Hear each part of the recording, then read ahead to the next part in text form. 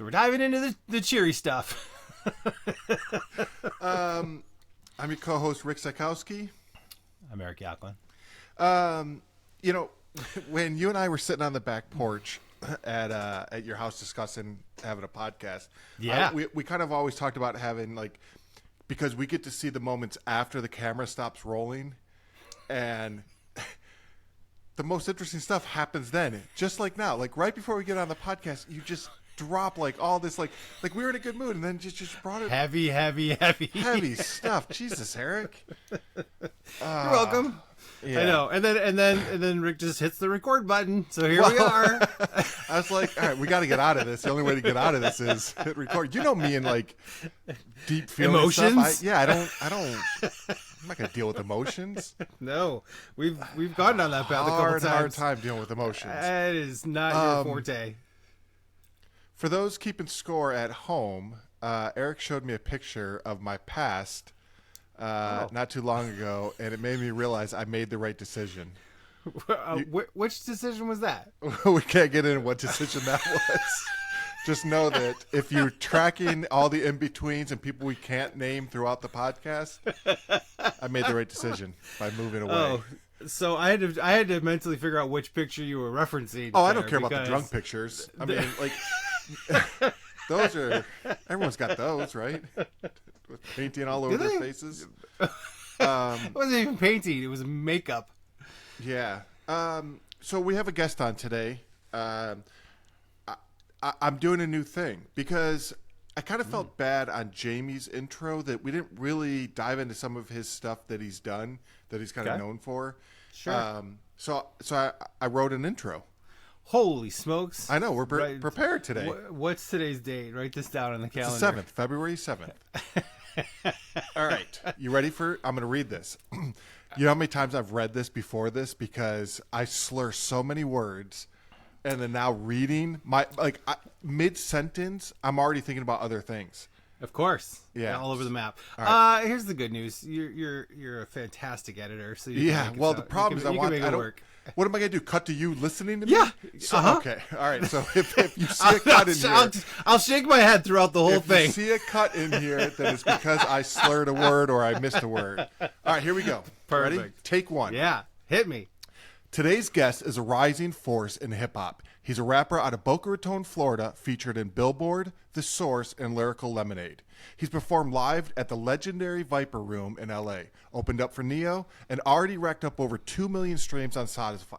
Oh, you got so far in. I was so close. So far in. Take two. Today's guest is a rising force in hip-hop. He's a rapper out of Boca Raton, Florida, featured in Billboard, The Source, and Lyrical Lemonade. He's performed live at the legendary Viper Room in L.A., opened up for Neo, and already racked up over 2 million streams on Spotify. His debut album, Hate It or Love It, I'm Here, is out now. We're going to have on today, I'm Drew. I'm Drew. Was the second take okay? All right. It sounds, like you're reading, but that's okay. It's an intro. You admit it. Here's me not reading. Hey, today's guest, Eric, he's a rising force out of hip-hop. Oh, I already messed that up. Oh, my God. Take 4. Oh, this is fun.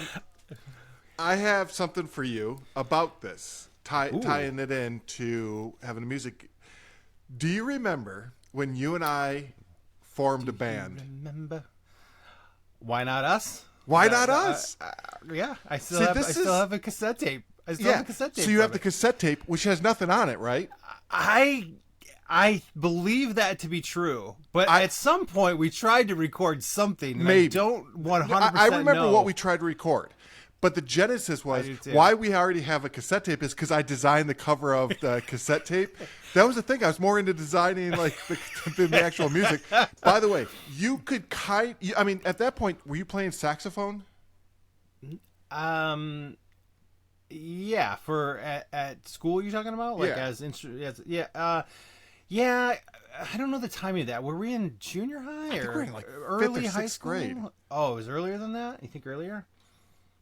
God, Gosh, I hope yeah, so, but weren't we trying to play Lightning Seeds? That's how it started. You could play Pure. Is it Pure? Yeah, it's Pure on the keyboard. Pure on the keyboard. Yeah, because it was tough. Yeah, it's only 3 notes. I was the only one that could keep time. That's true. and then you had a drum beat that you could play. Oh yeah. And then it was Aaron Trombley and myself, and I believe maybe I started the viola then, and he maybe had violin. And when I'm saying like it was like like it was bad, and so we said let's form a band. You want to know what I remember about that?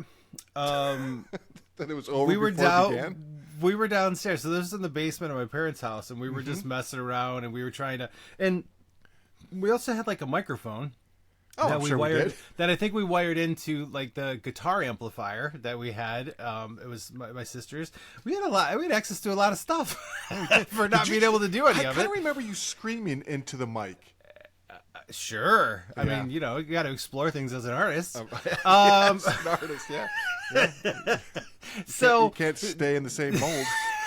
The thing I remember about that was there was a really random time that I'll just give first names, that Katie and Jody came over, and they just came over to the house and knocked, and then somebody let them in, and then they came downstairs, but they like snuck downstairs because we were doing that whole thing, and then they came around the corner and they were just laughing their heads off at how terrible it was and how silly and stupid the whole thing was. I was like, oh, this hurts. You guys aren't supposed to see this yet. We're not ready for prime time. That may have been the reason we broke up. We weren't ready. Exactly. Emotionally and musically. So if I'm hearing this right, you're saying Katie was Okoyono. Oh. Is that her name? Okoyono? I don't know if Katie... Yoko Ono or Ono Yoko? No, Yoko Ono. Did you... I think you said it right the first time. I hope so, because I can then cut out everything afterwards. Gosh. I don't think Katie listens, so I think I think you could dog on her if you'd like to. No, I mean she broke up. I'm the not band. saying that. I think she would admit that. That's not nice or fair. All right, a boy's coming in. You ready? Ebb and flow. Here we go. Drew, talk. Hello. Check. Is he good for you, Eric? He's a little quiet. Is this better? Oh, there we go. Better. There we go. Okay. Now we're cooking with Crisco. Perfect. Oh, Jesus, Eric. How corny can we be? Hey, welcome to the Old Man Podcast, Drew. Exactly. Let's call it, let's treat it the way it is. Drew, how you doing, man? I'm doing great. How are you guys doing? Fantastic. We're okay. Yeah? We're okay hanging in there. Drew, I want to start out with this. Are you ready for this? Yeah. So you gonna get a free show. One night, little baby, definito. You ain't gotta pay me bands, I don't need those. I'ma give you one night, I'ma get it all right. I'ma give you one shot, no free. So, for the listener, what this is, Drew's having some viral dances going on. People doing your song. Yeah. Really? Isn't that amazing? That is amazing. How, okay, so, there's so many things I don't understand about this. Yeah. So Eric, TikTok is an app that the kids go on to. Well, so are there specific moves that get redone with the song? Like, or is it just kind of freestyle? Each person's individual. I don't from a viral perspective. I don't know how that goes. For my song "Free Show," which is now blowing up, I'm so thankful to say all over the world, and there's so many amazing creators and so many amazing dancers making videos to it. They're kind of putting their own spin on it. But this lady, she's from Japan, and she absolutely killed it. I mean, she did her own freestyle type of dance, and I love to see people putting their unique take and spin on something that I put out, which is incredible. That is awesome, especially because it's got a life of its own now. It's like you control it from lyrics, music, producing and stuff, and then once it's out in the world, it's not yours anymore. Exactly, and that's what I love about music in general and about creative things in general. Everybody kind of is able to put their own spin on something and show their own creative talent and express themselves. So it's really amazing. It's always interesting to me is we always when we've had other artists on, we talk about the kind of songwriting process. I kind of want to talk about it from, because you're very much in the pop lane. Like yours is more about like getting it out there, getting in clubs, getting in on the radio and magazines and stuff like that. Like, how does it feel when, like, because you have fans all over there. Like we were talking about Europe fans, obviously, and Japan and stuff. How does it feel that like you're writing these songs in, let's just say, your room in Boca Raton, and then all of a sudden someone in Europe is singing along? Like, give me like that, especially the first time you hear it or see it. Like, give me that feeling. No, yeah, it's definitely an incredible feeling, I will say. Being able to have your music heard all over the world, in different countries that you've never even been to, is pretty unreal. What I love the most, I think, is that I just love the way that it connects to people. Like, music is kind of a universal language, and it speaks to everybody. And if I can make something, with a few of my friends, and it touches people around the world and makes them feel a certain way, it's like, I did my job at the end of the day. That's what I love to see, and the feeling is indescribable. If you are a musician or a creative and you ever have something that touches people around the world, it's a feeling that you can't describe, and something that you constantly want to get back and back again. So chasing that dragon. Chasing it. That's right. Yeah. It's definitely something that you want to chase. And if I could positively affect people through my music, that's my job here is done. You hit something there about music being universal, and everyone always says that, but it's like I kind of want to break that down for a second, because Eric, what's the first, like, who's the Sigur Rós? Is that the band that you listen to? I love Sigur Like, Rós. what language do they speak? Icelandic. So Icelandic. Wow. So Eric and I don't know Icelandic, unless Eric, you were taking class on the side, or like, nope. Even like a Bad Bunny or something like that. That's massively popular right now. Like, or my wife, she gives me, she speaks Italian and Spanish, so she listens to both of those styles of music, or not styles, but music with those kind of lyrics, and I have them on my mixtape. So I'm sure you're not in there being like, all right, I'm going to write this and it's going to go worldwide or international or whatever like that. But what are you thinking about when you're writing? Like, and kind of in terms of music being international, like, is it lyric first? Is it hit the beat first, because that's what to capture them? I think I would say the beat and the melody are obviously the most important thing when it comes to music, in my opinion, because those are things that transcend languages, right? So if you have a good beat, if you have a perfect melody, it's going to be able to capture people. I mean, like you said before, with someone like Bad Bunny who's performing at the Super Bowl, I love his music, and do I speak Spanish? No, but I understand the feeling of music. And there's something to be said about the feeling, which, you can feel no matter what language you speak, no matter who you are, no matter where you come from. So I really do think that that's the most important thing on my end, is just making people feel something first off.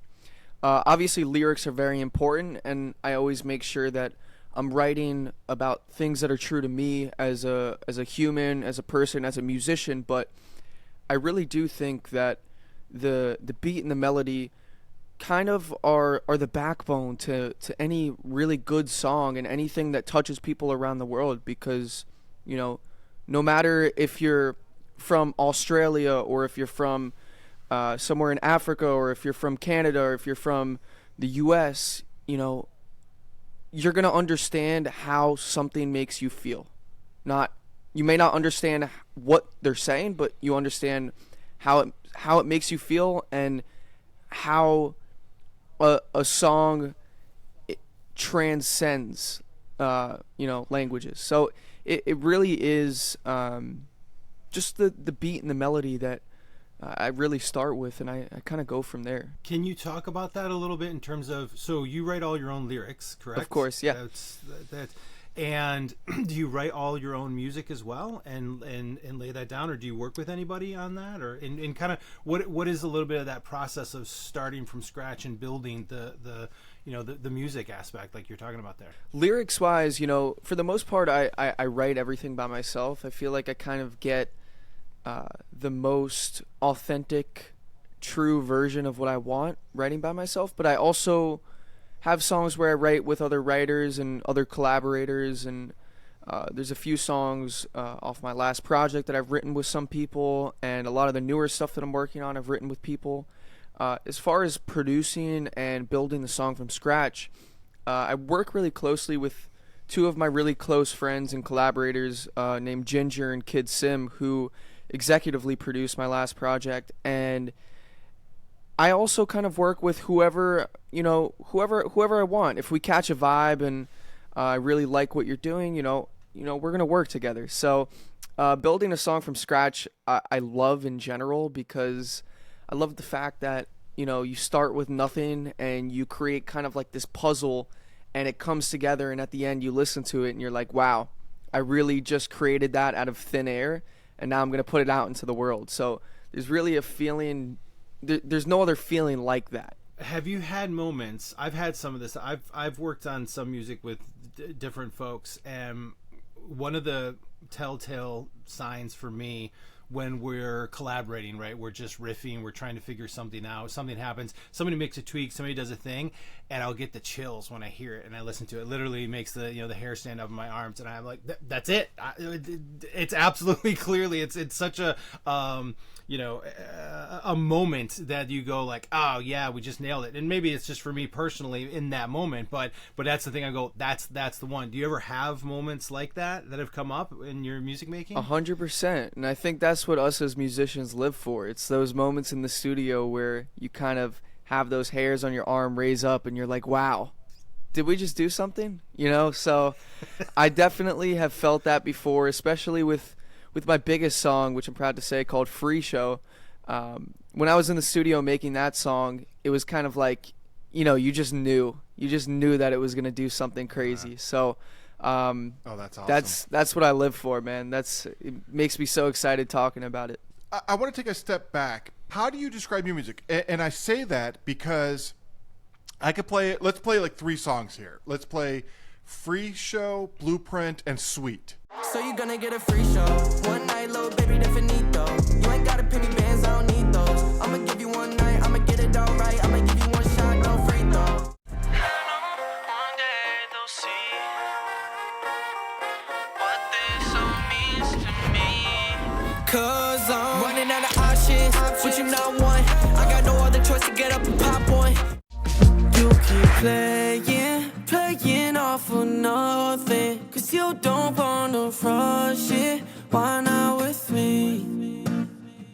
Cause I waited for your loving. But I can't wait for something this sweet. So let's go back to the original question then. How do you describe your music for someone who doesn't know? I would say my music is a really good fusion of pop, hip-hop, funk, R&B, kind of all my influences kind of in a big melting pot.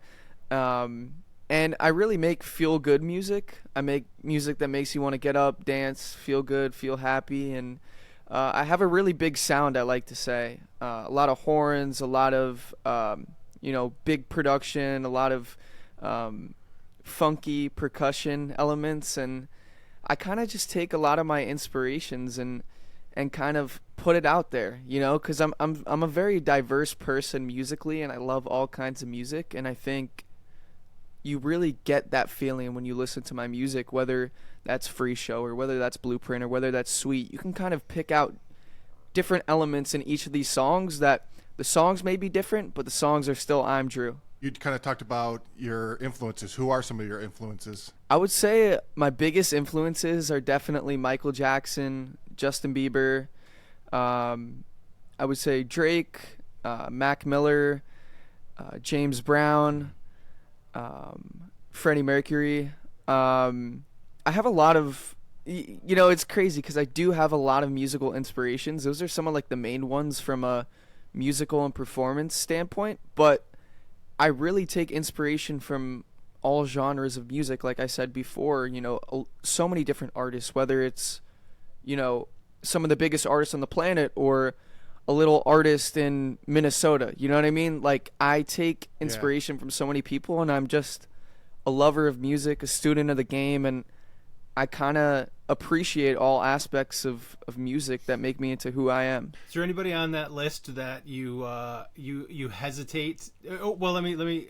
You either hesitate to say to other people because you're kind of like, oh, I don't know if I. Or is there anybody you don't mention that's an influence just because you're like, I don't know if I want to be judged by that or something? Does that make sense?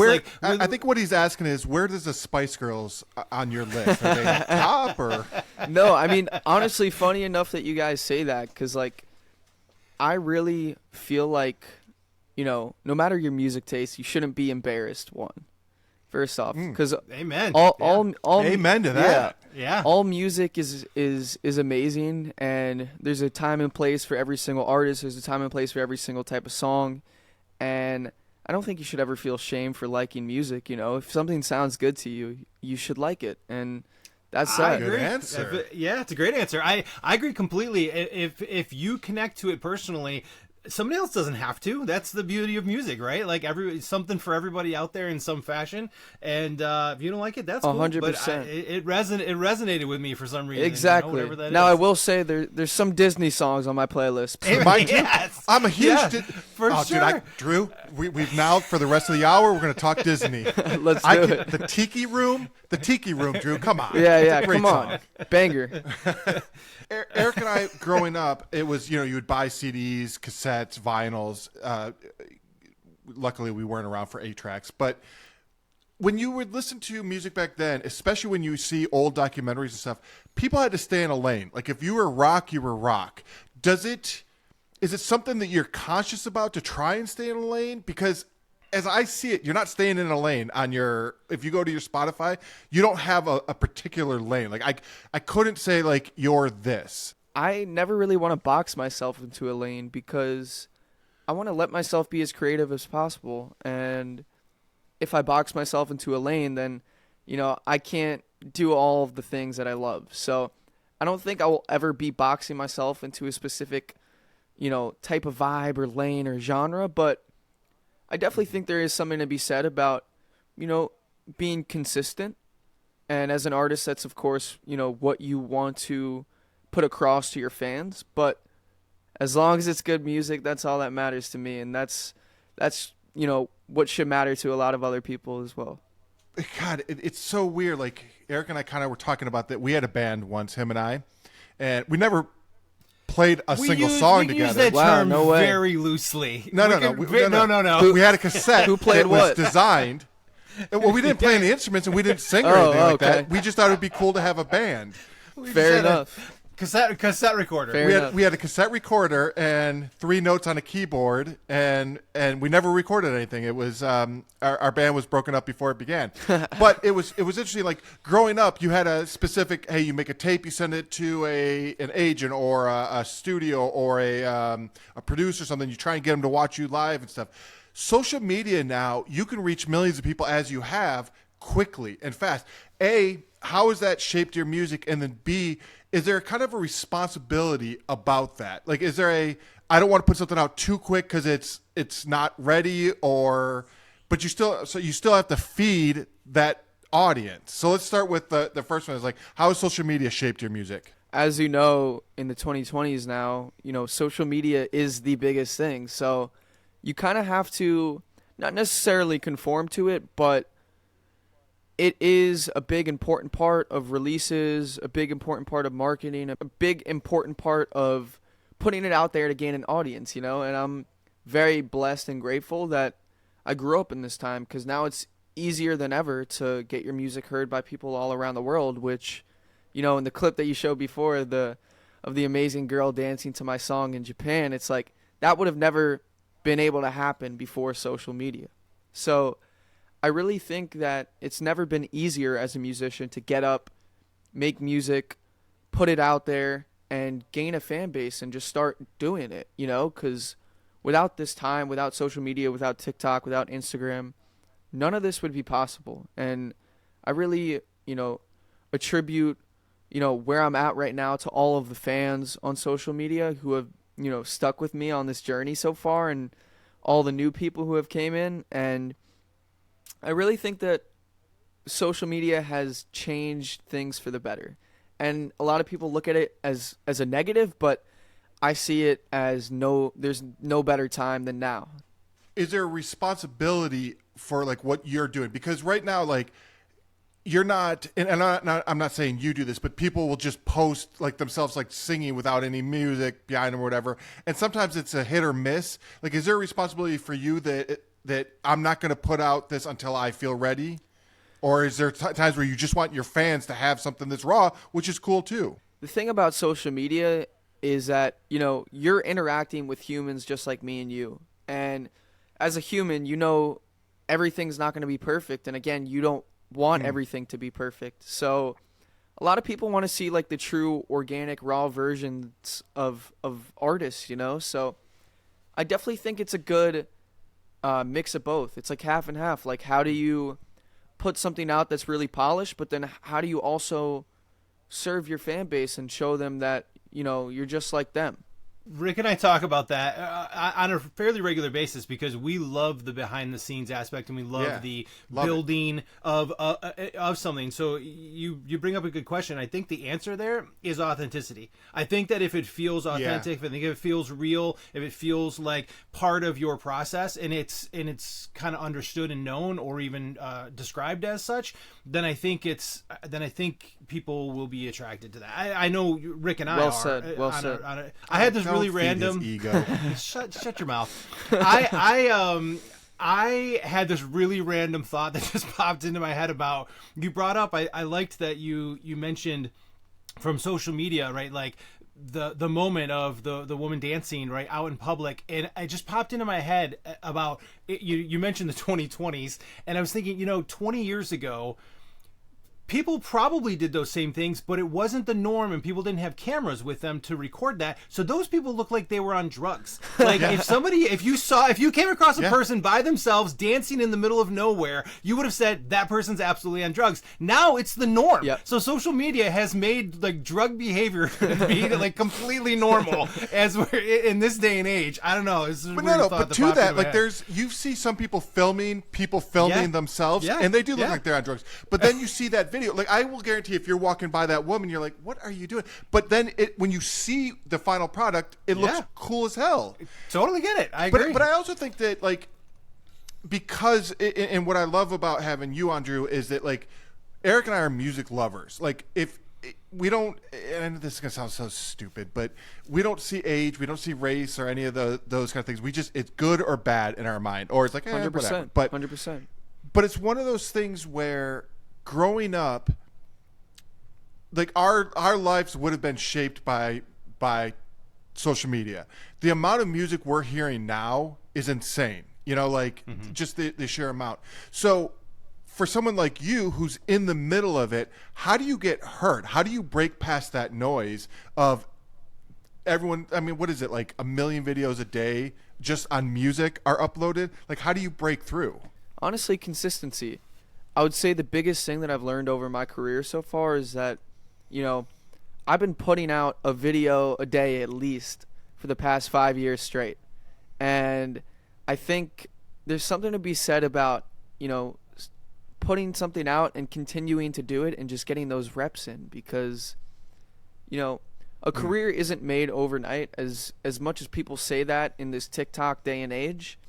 You know, a lot of these artists who have videos go viral overnight are consistently putting out content, videos, music for years and years leading up to that moment. So the overnight success is really over a huge time period. So I would say for me, definitely the consistency aspect gives you a better chance at reaching a wider audience, and also just good content, good music. You know, I always like to say that good music will always prevail in the end. Like, you know, if you put out a really good song, or you have a really good record, or, you know, you have really good content, you know, it will always find its way to its audience. When did you start? Like, when did you start writing music, and did you always know this is what you wanted to do? I started writing music probably around middle school, I would say. So probably when I was around 13 years old. I'm 22 now. But I kind of knew that I wanted to do music from the time that I was born.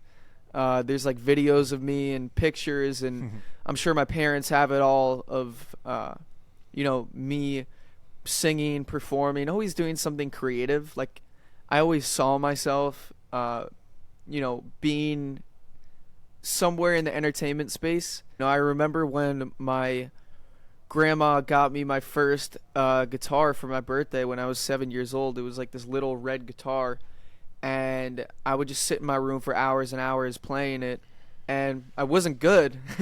I had no idea what I was doing, but the passion was there and the feeling was there. It's always so interesting when you hear these stories of, I got a guitar when I was 7. I just played in my room for hours.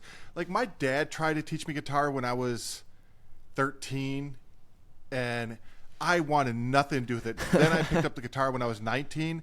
I've been playing guitar since I was 19, so 21 years. Is that right? 31 years. Oh, my God. And I'm horrible. Horrible, Drew. You're definitely good.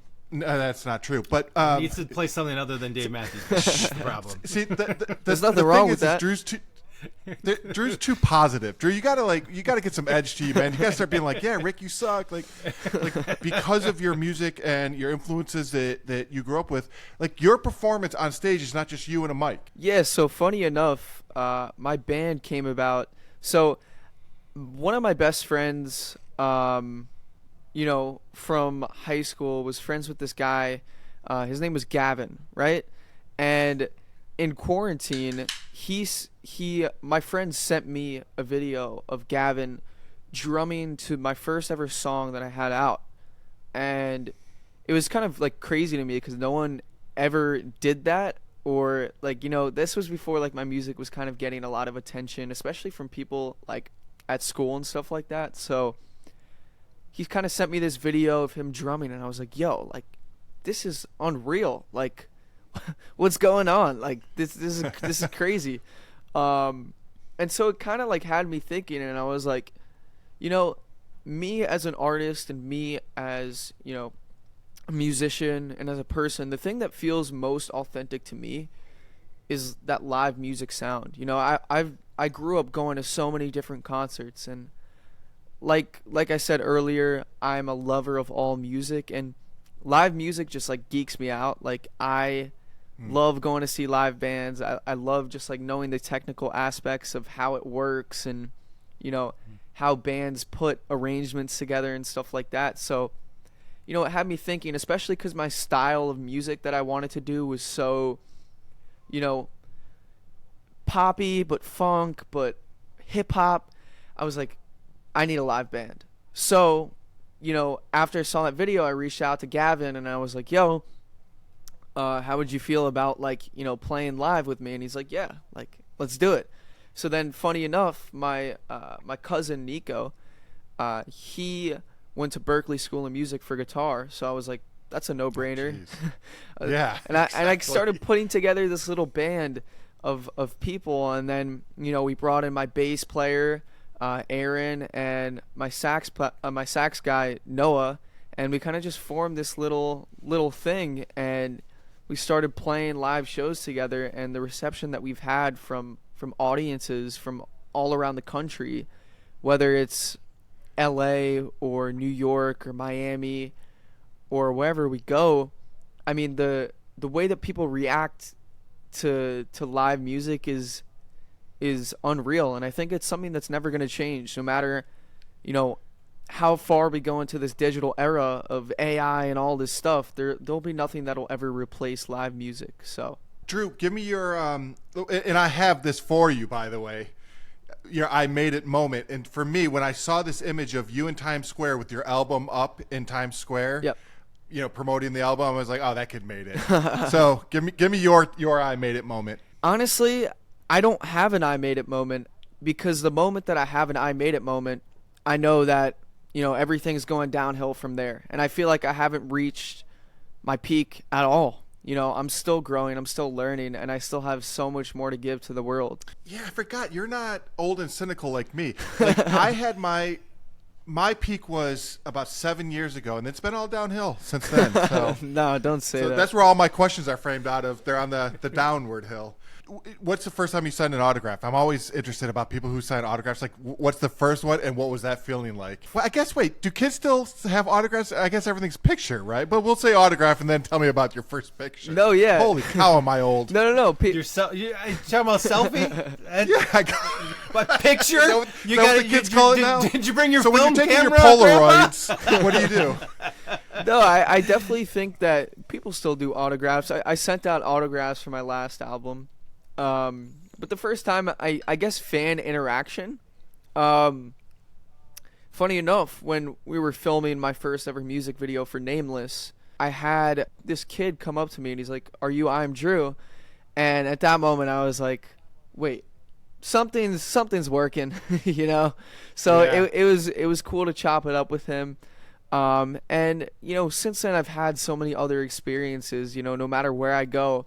I was in the Middle East a few years ago, and I had a fan come up to me as well and recognize me. And it's just crazy to see, you know, how your music touches people personally. And I've had people come to my shows and tell me that my music has changed their life. And stuff like that, you know, makes it all worth it for me. So I think it's a really cool thing. It's a really cool thing. Do you try to create the autograph that you will give just for autographs, right? Rather than there's a difference between I gotta sign the the bill or the piece of paper versus to somebody else. I don't know. I've never thought about that. Do you sign it? I'm Drew, right? That's how you sign it. Yeah. So my autograph, I sign it I'm Drew, and I put a little star at the top. So I sign it in kind of like a unique way. Actually, let me see if I have it right here. I have kind of like here, I'll block out the name, but I have like an example of an autograph that I'm sending out right here. Oh, fun. All right. I don't know. It's kind of a unique little autograph, and it's kind of like my staple type of thing. I like putting the little star because that's just me. The Grammys. Talk to us about that. You were just at the Grammys. How was it? I mean, walk us through that. God. It was nuts. It was nuts. You know, going from an artist. This is your first time, right? This was my first Grammys, yes. Okay. And, you know, I was blessed to be invited out there. And I think going from, you know, that little kid in your room writing songs on a notebook with your little red guitar to sitting on the floor at the Grammys and talking and dapping up some of your biggest inspirations in music is an unreal feeling, you know? And that's not necessarily an I made it moment, but that's like I know I'm going in the right direction. One of the things about this podcast is, and why I like doing this, is because I've been around people long enough to know, like, there's the kind of media answer and then the real answers, and we're more interested in the real answers. So on a question like this, did you have a moment of like, holy shit, I don't belong here? Or was it different for you? Or was it like, no, I belong here? Yeah. And let me start with my first time when we went to an awards show where like, it's weird to say now, but Kevin Spacey was the host, you know, and we're with like, I was at the table with the Colbert Report and the Daily Show for an awards show that we were nominated for. I had the total, I don't belong here. Yeah. Totally don't belong here.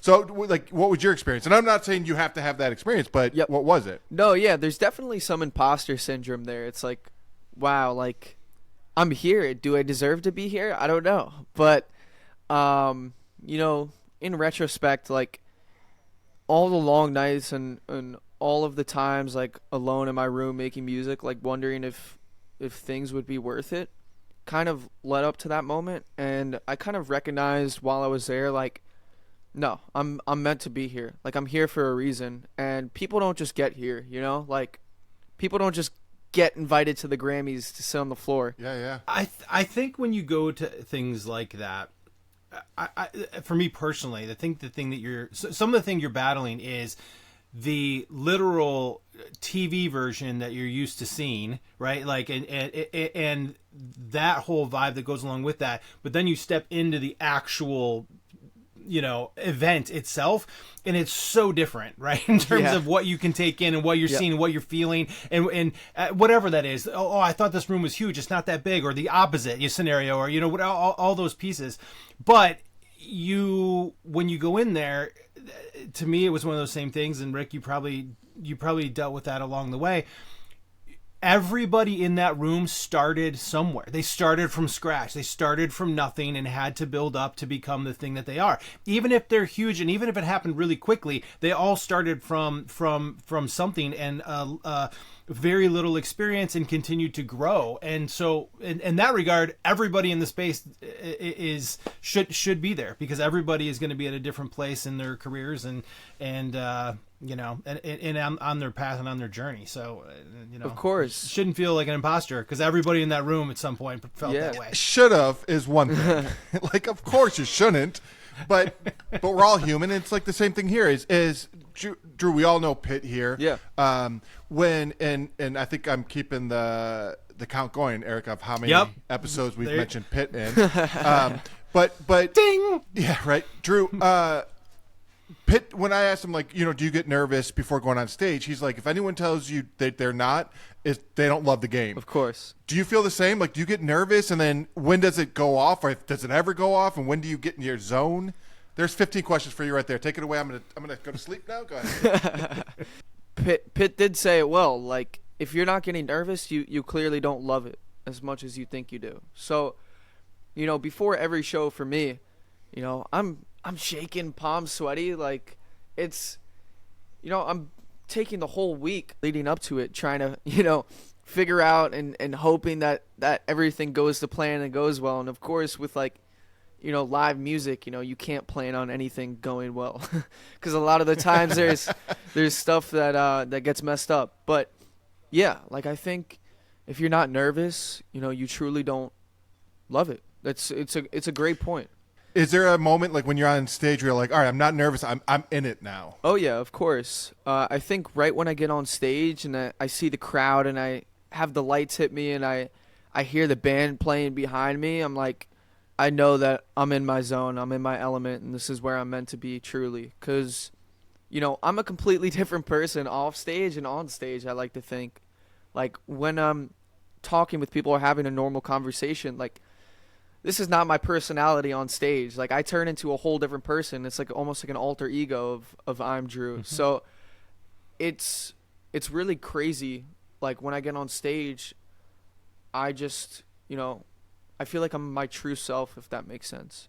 I don't think that's completely uncommon what you're saying there, and you hear that a lot with comedians. Like, the comedians go up there, it's almost this, this other persona that they have, in order to perform. They're performers, right? But as a performer, you're not necessarily that same person when you're not performing, right? So I think that makes a lot of sense. No, yeah, definitely. I love being on stage. It's my favorite thing to do, and I love making people feel something. You have a new music video coming out, and you said we get an exclusive. We're going to play a little 15-second clip now. Ooh. Can you describe the clip? Yeah, 100%. So I got a new record out with my boy Chris Daniel called Sweet. It's a very feel-good, like, fun anthem type of song.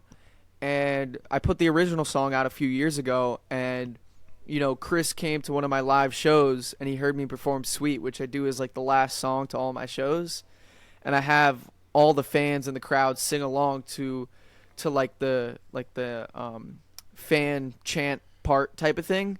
And he heard that and he was like, yo, I need to hop on this right now. So after that, we went to the studio and he put a verse on it, and we filmed a music video that really, I feel like, captures, what the song is all about.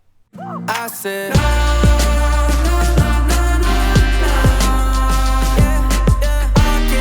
for something that's sweet. I said,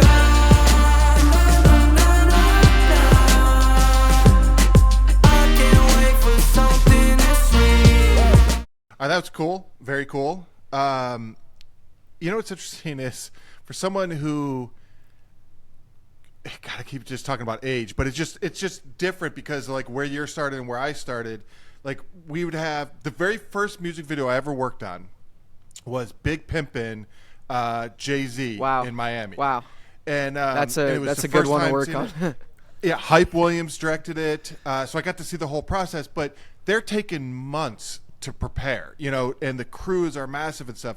You guys are doing the same quality work. Is it just like, I got an idea, let's go do it? Like, where does like a music video like that come from? Me personally, when I have an idea, I make sure that I'm going to execute it. And for something like that, it's like, I have this idea where we're playing in a field with a band and there's people turning up and there's confetti and like, a bunch of balloons and then I want like the scene with like an ice cream shop. And I feel like,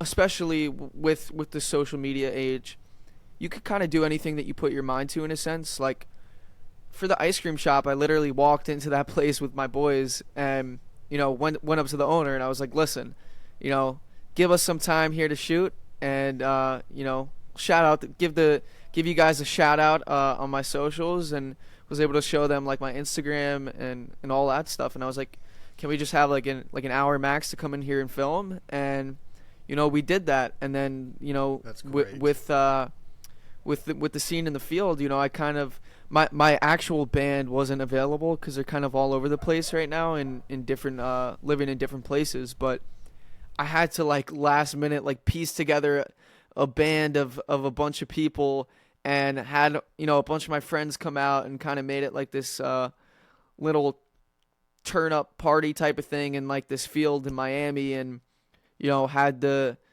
I work with on that video I worked with an amazing videographer and director. His name is Lamore Visuals, and he kind of helped me bring my vision to life in that sense. And I like to think no matter the budget that you have, or no matter what you can or can't do, I think if you put your mind to it, as corny as it sounds, like you could really bring something to life. You do something very unique. I don't know if I've ever seen anyone doing this. You do these kind of like giveaways. It's like pop artist meets Mr. Beast. Like, talk to me about that and like how that genesis came about. I do these giveaways for my fans, where I'm giving away things like concert tickets or recording equipment to artists who can't, afford necessarily, or give away certain things like, making a song with me. It really just depends. But deep down, like the person that I am a giver, and I love giving back to people, and I love giving back to the community that makes me, in a sense. There's so many people out there who don't have a chance to go see different artists that they want to see, and there's so many people who don't have the chance to record music. And I feel like being able to give these people those experiences that they wouldn't originally be able to have kind of makes me whole as a person. Like, not just music itself and the way that it touches people makes me feel whole, but also giving to people and at the core root of who I am, I really just want to make people happy at the end of the day. And I really think that to be able to give people opportunities and chances to do things that they've never done, and chances to live out their dreams, whether that's going to a show or recording music or doing whatever it may be, it really, really warms my heart personally. So you just mentioned that, like, living out their dreams. So in your dream world, dream of all dreams, from a place to play, right, live, or also collaborate with some, so like what comes to mind, and who comes to mind in that regard? You trying to hop on his track? well, why not us? You and I are coming together. We're coming back, Drew. Let's do it. Next video, why not us? Hit me up. We don't do anything. Hit me up after this. We'll get in the studio. No, but do you have like a vision though of I've heard people about Madison Square Garden's my dream. I would love that type of deal. Yeah, it sounds cliche, but I definitely think my dream is to play Madison Square Garden. I talk with my team and my family about this all the time. It's like, being born in New York, that's where I grew up going to, so being able to perform in that venue is like the pinnacle of all things like music. That's why it just came out of my mouth. Yeah. I didn't know you. I didn't know you were born in New York. Yeah. I actually got a New York Islanders. Oh, you're shirt repping on it right now. There we But go. I wore the Miami hat for you today, by the way. So, do you see mine says Detroit-ish. Detroit-ish. That's me. I love it. No, yeah. I claim both Miami and New York. You got to play in the Viper Room, which is pretty legendary. Did you feel it? Like when you stepped in, were you like, I get it? Yeah, 100%. When I played at the Viper Room, it was a different kind of feeling. That was also my first time performing in LA, and it was my first headlining show in LA. And to be able to meet the fans there and to be able to bring like a bunch of my family and friends out there to come see me play at that legendary venue was like, whoa. Because, as a musician, you make music and you hear about places like the Viper Room and you hear about like these really legendary venues that have so much like rich history behind them, and to be able to share a stage with like so many of like the great artists who have played on that stage was kind of crazy to think about. It's like, wow, like so many people have played there. Like it's such a legendary place, and obviously it has its bad things about it too, but I think, being able to play in a venue like that, again, further gives me clarity on like, okay, I got to be doing something right at this point if I'm playing that at the Viper Room, so. I know your career you're young, so it's going to go a million different ways. But up to this point, do you have a defining moment, like something you go, this is what, if I would have gone the other way, I would be in accounting, but I'm going this way, so now I'm going to be a huge pop star? I think that moment for me where I kind of, felt that way was actually recently at the Grammys, number one. I kind of was like, okay, like. That's a good one.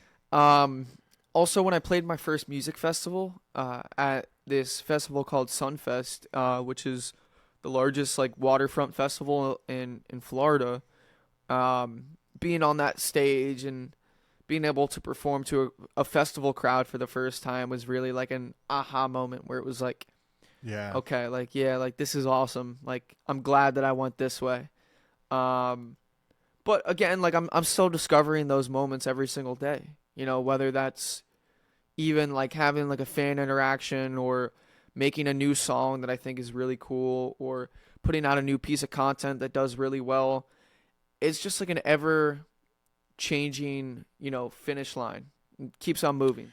Well, you just kind of mentioned this about like putting music out and fan interactions because of the way social media is. And I do it with reviews. Like when we get a review, I don't care about the good ones. All I care about is reading the bad ones. And those are the ones I fixate on. Are you the same? Since everyone can comment on your videos and stuff, do you read them and then do they get to you? Or like, how do you get past that? Stay away from the comments section. Yeah, stay away, Drew. Stay away. Take it from these two old men. I will.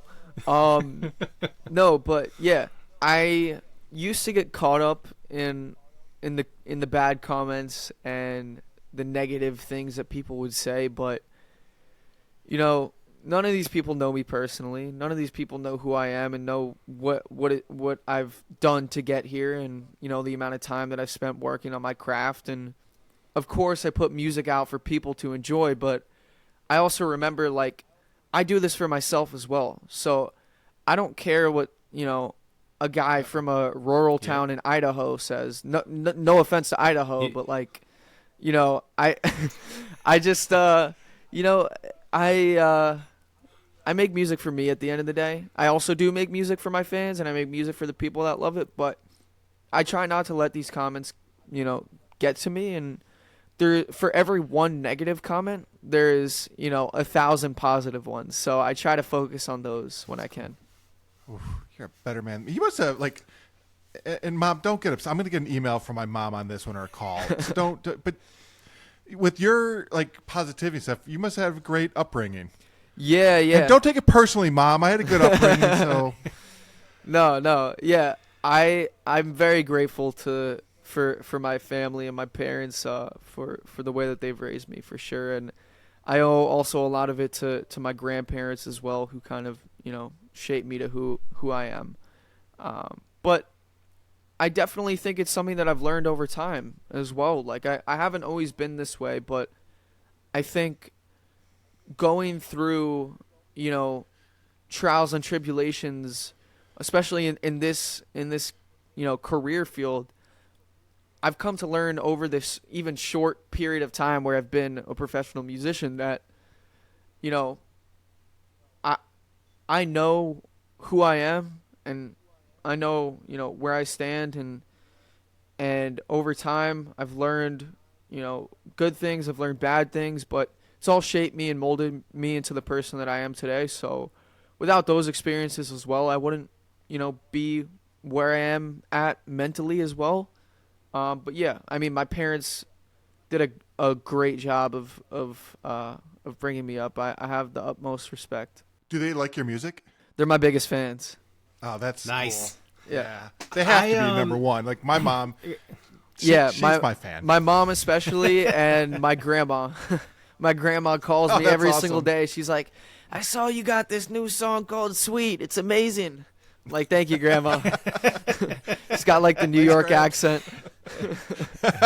From a friendship standpoint, do you you mentioned that you're friends with some of the people that have produced and worked on your music, with you. Do you have both friendships that were born out of music and then other friendships that are, from your youth that you still have and maintain? And I'm guessing that's also kind of formed who you are and how you are. Oh yeah, for sure. I have friendships going back to when I was a newborn baby in New York, and I still keep those in touch with those friends when I can. And I also have friends that have came from music, but it's funny because my closest friends I became friends with, over high school and college, and they didn't even necessarily make music, and I kind of like forced them into it, and they kind of like, took like some inspiration and influence from me and kind of did their own thing, and now we not only have that bond of being friends before music, but also like we all make music now, so it's kind of awesome. There's awesome. So much in common, but I do have friends, going back to when I was a little kid still. And, I like to keep those people around me because, when things get really, really big, those are the people that I'm going to look to be like, stay grounded. So that's all right. Hang on to them. Keep you grounded. Yeah. I have to check Rick every other day. That's so not true. It's so not true.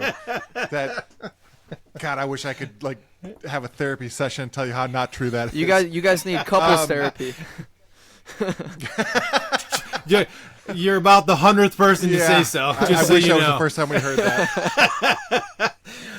I just wanted, this is sort of a not a side tangent, but I just want to mention that you're one of the youngest that we've had on. I don't think you're the youngest, but you're one of the youngest people we've had on, and beyond the music, that like the Sweet remix, which I loved, I fell in love with. Thank you. You as a person, just listening to you talk right now, you're incredibly well spoken, and I'm walking away from this session as a fan of you. Just listening to you talk and some of your mentalities and the things that you're expressing and being very eloquent and well spoken. I don't know. Congrats on cool. that. Thank you guys. I appreciate it. But it's one of those things where like you also like your influences aren't just people that are on the radio right now. And I think there's something to be said about that. Like, what 22-year-old is saying Freddie Mercury, is an influence, or Michael Jackson? Yeah, sure, Michael Jackson, because you can see the correlation between Justin Timberlake, and so you kind of get that. Yeah. But like when you know music and you're a fan of music, and like I know, since I know you, like I know the weight of you stepping onto the Viper Room. Like I understand that, and you being a fan of the history of music and a fan of music, like I get that you respect that. Yeah, I respect every single thing that I do. I make sure that I pay tribute to the ones who came before me, because I'm a student of the game, and going to somewhere like the Viper Room with all of its rich history is like, I have to feel the weight of doing something like that, like. Because it's something that I was, brought up like watching documentaries on, like I study music every day. I study the greats. I study, where music has gone from the beginning of time. And when I was younger, my great uncle would take me, and one of my grandmothers would take me to the Rock and Roll Hall of Fame in Cleveland. And since then I've kind of made it a tradition to go as much as possible. But I remember even at 7 years old, I was so fascinated in music history in general, and just the way that things have happened, and the way that music has evolved and changed, and the way that the greats have put out music, from the way that they made music to the way that they've branded themselves, to all the really crazy things that have happened. And stepping out to somewhere like the Viper Room is, again, one of those things where it's like, wow, like, this is something that I've read about, and now I'm here. Eric, here's a little Rock and Roll Hall of Fame trivia for you. Ooh. Who was inducted last year into the Rock and Roll Hall? Matthews! Dave Matthews. Hey, he comes around again, twice in one episode. Drew, we'll end with this. What's next for you? Like, what can fans expect? After this, I think people can expect a lot more music coming out. A lot more of a defining signature sound. I've been in the studio a lot, and we've been cooking up some crazy music, which I'd love to play for you guys, later on, when we're off of this. But just I have a lot of really cool music coming out with a really big, fun sound. And this year I'm planning on touring all over the country again, planning on collaborating with, so many different artists and producers that I love, and, just growing the I'm Drew brand. And Eric, I know you're afraid to ask this, so I'll just ask it for you. We get them backstage passes, yeah? Of course. You guys got it, whether it's at a 200-person venue or Madison Square Garden. You just let me know. All right. Love it. Let me mark this time code, so 10 years from now, or... We got it. We got to record it. It's so that's got to happen. Yeah, you're going to have it clipped. This is legal. Now, this is binding. Now I have no option. So he brought that up. He said it in that way because he won't ask for them for anyone. Like he has this thing where he can't ask for it. No, and I so I he get wants that. To put it on I me. get that. No, but you right? You guys have my word. Don't worry. Drew, we can't thank you enough for coming in on a Saturday morning. Thank you guys. I know for musicians this is early, so hey, I get up early. I go to bed early. I get up early. That's the way that I roll. So I know everybody has like their different thing, but I like starting my day. So this is awesome. Awesome. Thanks, Drew. This was awesome, man. Yep. Thank you guys so much again. Have a good one, guys. You too.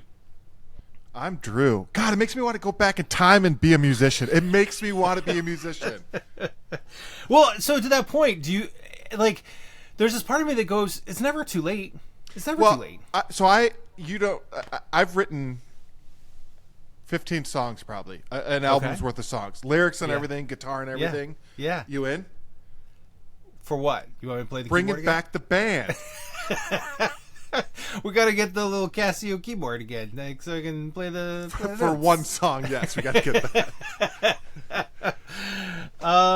It's not too late. Good guy. He's a good guy. Yeah, agreed. It's funny. It's that when we hung up, I thought the exact same thing. I was like, God, what a good kid. And I was like, I feel like it's almost derogatory to say he's a kid in some fashion. I get right. We're allowed to say it. Like a 28-year-old kid be like, "Oh, good kid." Like, but we're us. It's a good kid. Sorry, Drew. Man, he's a good man. Good man. Good man. I meant what I said. As I was sitting listening to him talk, or what I was like, man, that's impressive. Like how eloquent and well spoken and positive. Yeah, optimistic and positive, and I appreciate everything about that. So that was a lot of fun. Were you positive at 22? I don't think I. Where were you at 22? I was positive that I hated We weren't living together right then. I don't know, man. 22. So because nothing positive about that. That was real close because I think I was wrapping up at Full Sail, because that came secondary. So I think it was right about, and then we lived together shortly after that. So right around there. Yeah. Right around that time. Sweet. It's a good song. It is a good song. I enjoyed it a lot. Yeah. Yeah. I dove in this morning before we got on to go listen to some stuff, and I was like, "Ooh, I dig this one." Yeah. It's It's cool. like that's the genre question. Like he floats a lot of different genres.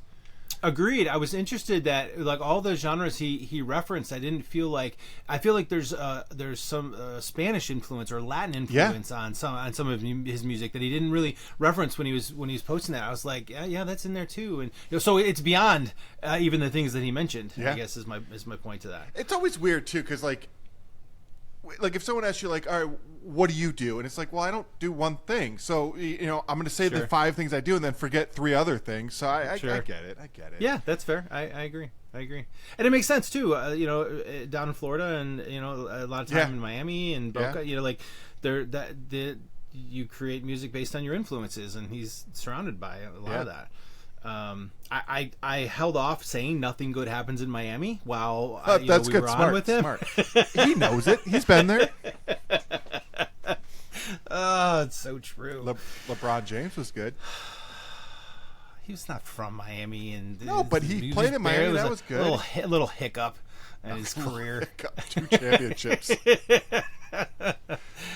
Anyway, that was awesome. I feel like we're done. Are we done?